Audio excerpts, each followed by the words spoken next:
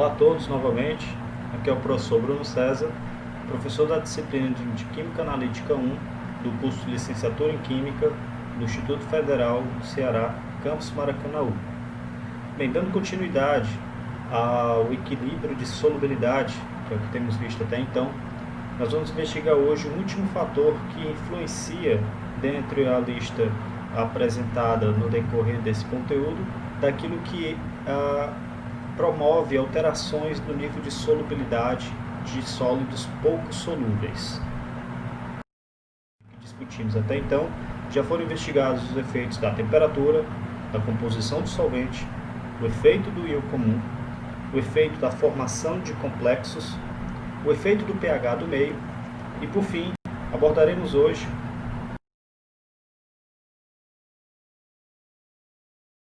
o efeito da força iônica, um aspecto relacionado à presença de substâncias químicas, substâncias iônicas, que não irão reagir com os compostos presentes no equilíbrio químico, mas que de algum modo interferem no nível de solubilidade do material. Para iniciar essa discussão, então, vamos trazer à tona o conceito de força iônica no meio e como ela influencia sobre a extensão de solubilidade.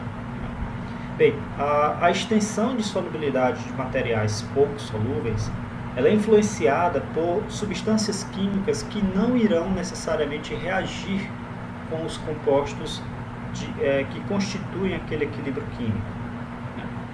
É bom frisar que esse aspecto não é específico ou isolado ao equilíbrio de solubilidade. Na realidade, a força iônica do meio, ela influencia todos os equilíbrios químicos abordados: neutralização, solubilidade, complexação e oxirredução. Estamos tratando desse aspecto especificamente no equilíbrio de solubilidade, dada a relevância que a força iônica assume especificamente a esse equilíbrio químico.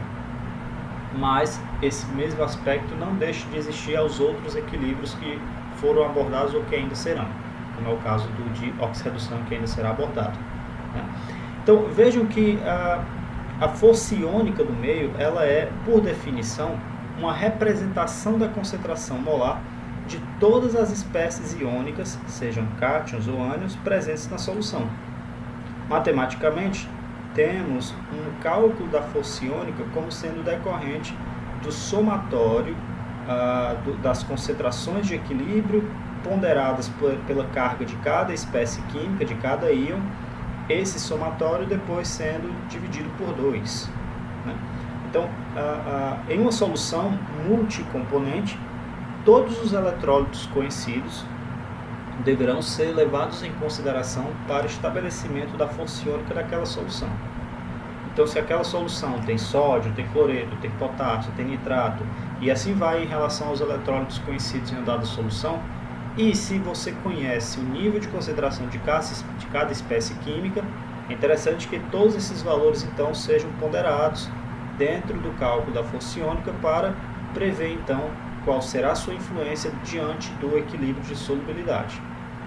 No cálculo da força iônica temos a representação entre colchetes como sendo aquela derivada da concentração molar da espécie, e a letra Z específica a um dado cátion ou ânion elevado ao quadrado tem a ver com a carga daquele íon. Então, se for um cátion monovalente, o valor de Z será mais 1, e aí ficará elevado ao quadrado. Se for um ânion monovalente, a carga do íon será menos 1. O elevado ao quadrado é justamente para que o resultado líquido dessa operação seja sempre um valor positivo. Percebam que ao gráfico à direita tem-se a construção do perfil de solubilidade de 3 sólidos pouco solúveis em função da concentração de uma espécie iônica que não reage com nenhum desses três sólidos. Esse gráfico foi construído como solubilidade molar de cada sólido em função do nitrato de potássio, da concentração de nitrato de potássio na solução. Então temos o sulfato de bário, cloreto de prata e iodato de bário sendo representados acerca da sua solubilidade e como essa solubilidade é influenciada pela concentração de um eletrólito que não reage com nenhuma dessas espécies, que é o nitrato de potássio. Então, como pode uma espécie química que não irá reagir com nenhuma das espécies apresentadas influenciar sobre o perfil de solubilidade? Notem que essa influência ela é significativa em relação à composição química do sólido. Cada sólido, derivado da sua composição química ser específica, sofrerá comportamentos distintos. O sulfato de bário, por exemplo, dentre os 3 sólidos apresentados, é o mais sensível em relação ao perfil de sua solubilidade para o incremento de nitrato de potássio. Então, de fato, esse gráfico ele mostra bem a representação do efeito da força iônica do meio sobre o nível de solubilidade de determinados compostos pouco solúveis. Conceito matemático, conceito de cálculo, no caso aqui da força iônica, para 2 soluções distintas. Soluções essas que tipicamente são empregadas para padronização, para normalização do efeito de força iônica em operações analíticas. No primeiro caso, no item A, está sendo pedido o cálculo da força iônica de uma solução constituída de nitrato de potássio 0,1 molar. Ora, o nitrato de potássio é um sal altamente solúvel que, uma vez dissociado, irá liberar os seus íons, seja o potássio, seja o nitrato. Tendo-se uma concentração de 0,1 molar de nitrato de potássio e adotando o balanço de massa e o balanço estequiométrico, teremos também então 0,1 molar para o íon potássio e 0,1 molar para o íon nitrato. Como visto anteriormente, a força iônica do meio levará em conta a concentração molar dos íons, seja o potássio, seja o nitrato, bem como suas respectivas cargas, seja no potássio, seja no nitrato, lembrando que as cargas estão elevadas ao quadrado, justamente para que o efeito líquido em um ânion seja também um valor positivo. Substituindo pelos valores conhecidos, no equilíbrio teremos que a concentração de potássio será 0,1, bem como a concentração do nitrato, também é 0,1, e a carga do potássio, é um cátion monovalente, será mais 1 elevado ao quadrado, e para o nitrato, é um ânion monovalente, será menos 1 elevado ao quadrado. Bem, realizando esse cálculo, que é bem simples, teremos uma força iônica dessa solução de 0,1 mol por litro. Para o item B, o raciocínio é semelhante. O sulfato de sódio, um sal sódico, é extremamente solúvel ao meio e tem como estequiometria a liberação de 2 cátions de sódio e 1 ânion de sulfato. Partindo-se da mesma concentração inicial de 0,1 molar, teremos então no equilíbrio 0,2 mols por litro de sódio e 0,1 mol por litro de sulfato.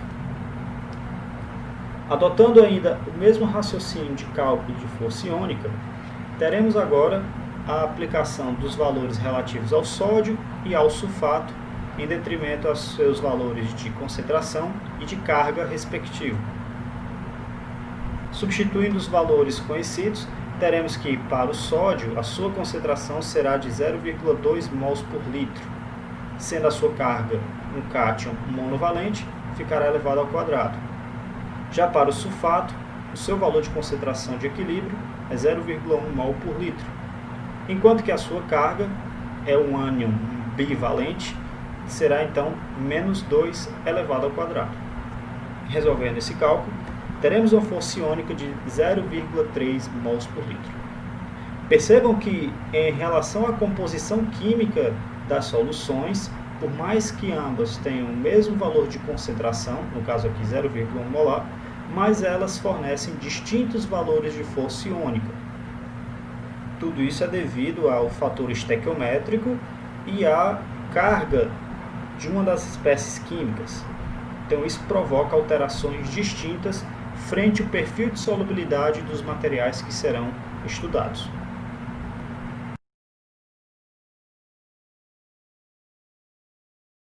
De força iônica no equilíbrio de solubilidade, nós vamos empregar agora um outro conceito, um outro parâmetro que será utilizado para fins de equilíbrio químico.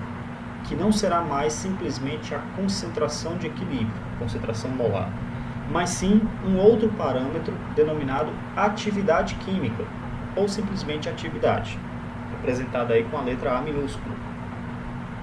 Então, a atividade é um parâmetro empregado para expressar a concentração molar sob influência da força iônica da solução. Nota, então, que para uma determinada espécie química, sendo representada de X, a atividade é justamente o valor de concentração molar dessa espécie, sendo ponderada por um fator químico decorrente da força iônica do meio, sendo essa representação aqui, esse fator, conhecido como coeficiente de atividade. Cada espécie química, cada íon, tem um valor de coeficiente de atividade dependente da força iônica do meio. Por isso que é importante conhecer a força iônica de uma solução para então prever ou calcular qual será o seu respectivo valor de coeficiente de atividade, que então será atribuído ao valor de concentração molar da espécie. Então percebam que matematicamente a atividade nada mais é do que uma conversão do valor de concentração molar em função da força iônica do meio. Então, levando isso em consideração, o equilíbrio de solubilidade para um sólido genérico, representado aqui por XMYN, sendo esse equilíbrio influenciado pela força iônica do meio, é representado então acerca do KPS. Porém, em vez de representar simplesmente o produto iônico dos íons, do cátion e do ânion, no caso aí, levaremos em consideração o produto das suas atividades.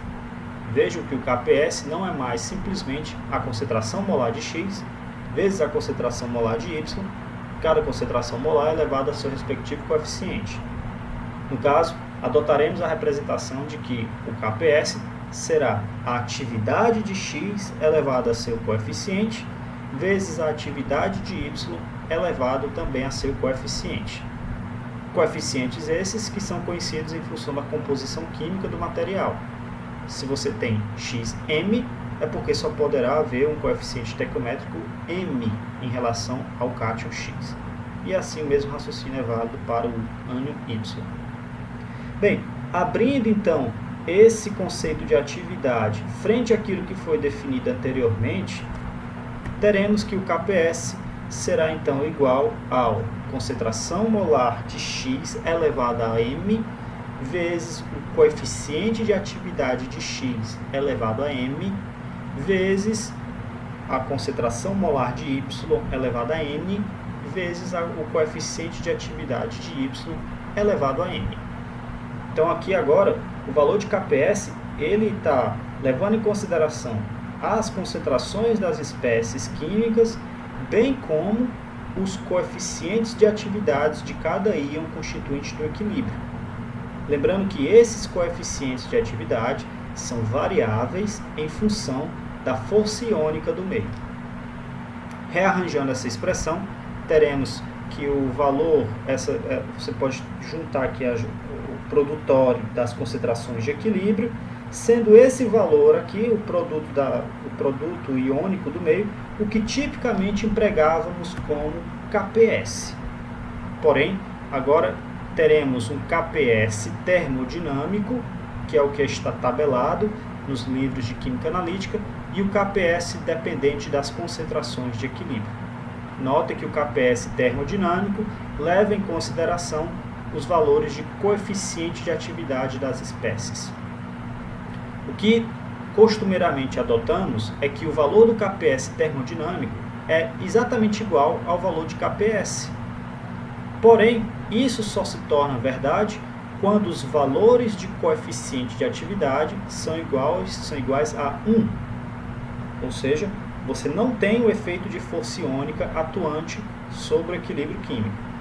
No caso, procuraremos ter um nível de detalhamento maior para investigar, então, qual é o efeito da força iônica da solução sobre a extensão de solubilidade dos materiais investigados.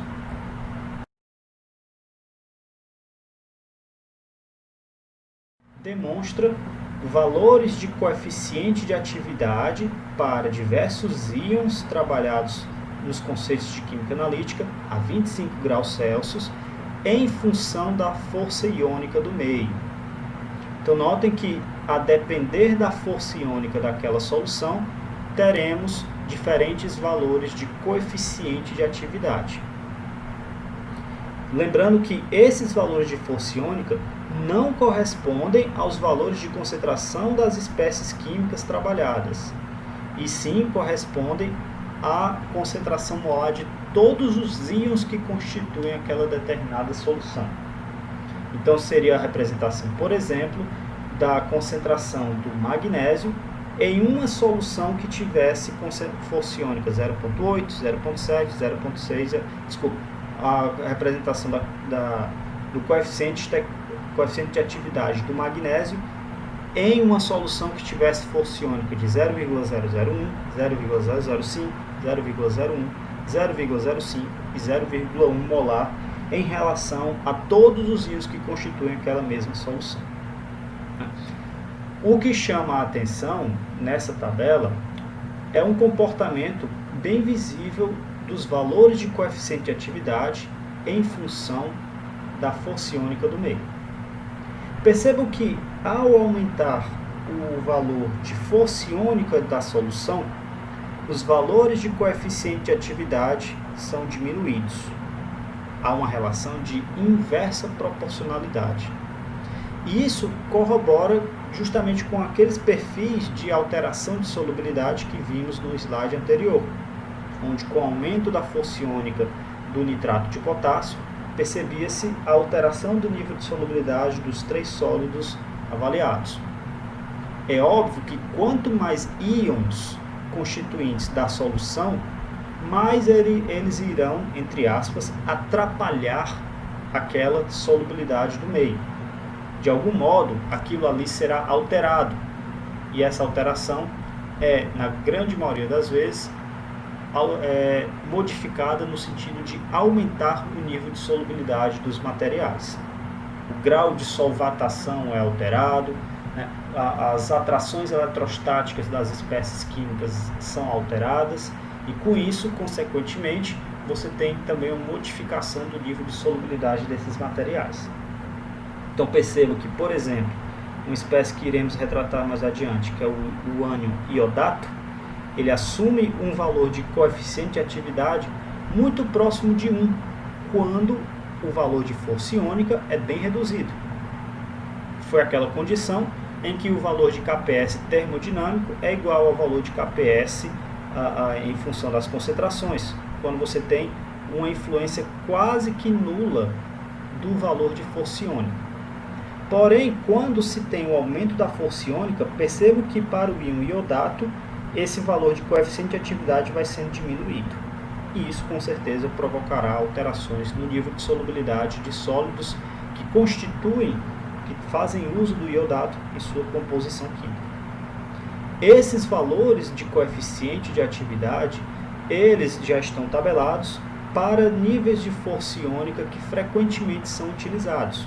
Valores esses bem, vamos dizer assim, bem trabalhados e até numa extensão razoável, né? Nós estamos trabalhando aqui numa extensão da ordem de 100 vezes, né? De 0,001 para 0,1. Porém, podem ocorrer casos, isso é muito típico, de que a força iônica do meio não se enquadre perfeitamente nesses valores trabalhados nessa tabela. Mas isso pode ser contornado. O valor do coeficiente de atividade pode ser calculado para qualquer nível de força iônica e não simplesmente para esses apresentados na tabela. Utilizaremos para isso a equação de Debye-Hickel, uma equação bastante utilizada nos princípios de eletroquímica, onde o valor do coeficiente de atividade de uma espécie é dependente da força iônica do meio, ou seja, a única variável aqui é a força iônica. Uma vez que o valor de carga do material é fixo, o iodato, por exemplo, é um ânion monovalente, então o seu valor de carga é 1. Se estivesse trabalhando com outro íon, o cálcio, por exemplo, o seu valor de carga seria 2. E no denominador, nós temos esse termo aqui, αx, que representa um tamanho iônico. Então, para cada espécie química, você tem um tamanho iônico, ou para cada grupamento iônico, você tem um determinado raio iônico, que é então, raio tamanho iônico, melhor dizendo, que é então substituído nessa expressão, que permite então calcularmos o valor do coeficiente de atividade para qualquer nível de força iônica conhecido. Então, se por um acaso trabalharmos em nível de força iônica diferente desses apresentados na tabela, o valor do coeficiente de atividade a ser empregado no cálculo de equilíbrio químico poderá ser calculado em função da equação de Debye-Hilcott.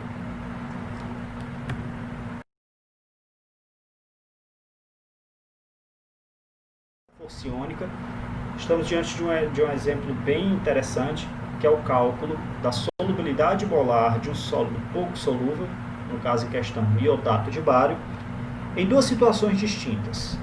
A primeira delas é uma solubilidade sem a influência da força iônica, solubilidade simplesmente em água, e a segunda, uma solubilidade, no item B, a solubilidade desse mesmo material, só que agora submetido à influência da força iônica, que no caso aí é o cloreto de sódio, 0,01 molar. Então vamos iniciar a discussão com o cálculo de solubilidade simplesmente em água. Tendo-se o equilíbrio químico de solubilidade do iodato de bário, no equilíbrio teremos a liberação dos íons bário e 2 ânions de iodato. Considerando que S é a extensão de solubilidade desse material, teremos também no equilíbrio S relativa à concentração molar do bário e 2S relativa à concentração molar do iodato. O KPS do iodato de bário é representado pelo produto iônico das espécies, no caso a concentração de bário vezes a concentração de iodato elevado ao quadrado. Lembrando que esse quadrado deriva do coeficiente estequiométrico do ânion iodato. Considerando os valores de solubilidade sendo representados pelas letras S e ainda o fator estequiométrico relativo ao iodato, teremos que o KPS pode ser então substituído por S vezes 2S ao quadrado, que trabalhando essa expressão, teremos que o valor de KPS será encontrado em função da raiz cúbica da razão do valor de KPS por 4.